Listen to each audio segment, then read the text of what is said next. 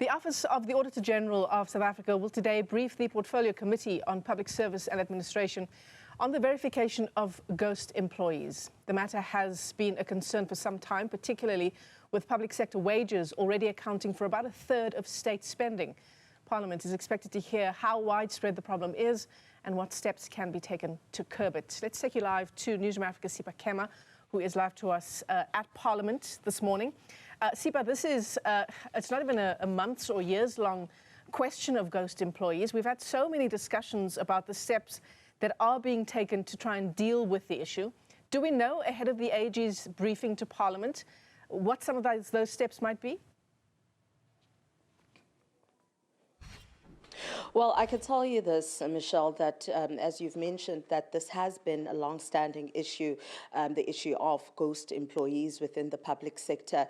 And we'll be able to hear all of that today, but not just only the steps that will be taken, but however, how many exactly ghost employees is the government dealing with? As you know, that it makes up quite a large portion of public spending. So, I mean, when you also look at some of the areas like municipalities, where in some municipalities there've been allegations of ghost workers. Just an example, you have a municipality like in the Eastern Cape, Amahlati, where there were allegations of ghost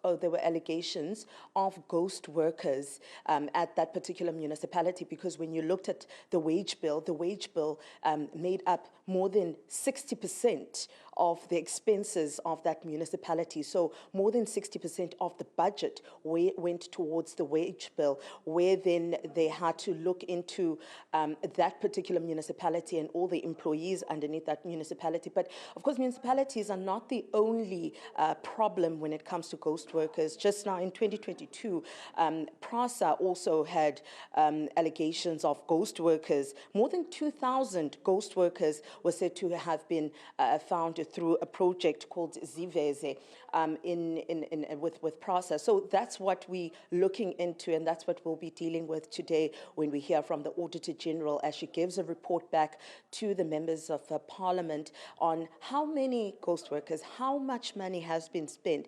Now, even though, Michelle, they're using the term ghost workers, there might be ghost workers that don't exist, but however, at the end of the month, someone is getting that check, and that's what exactly the Department of Public Administration is trying to look into.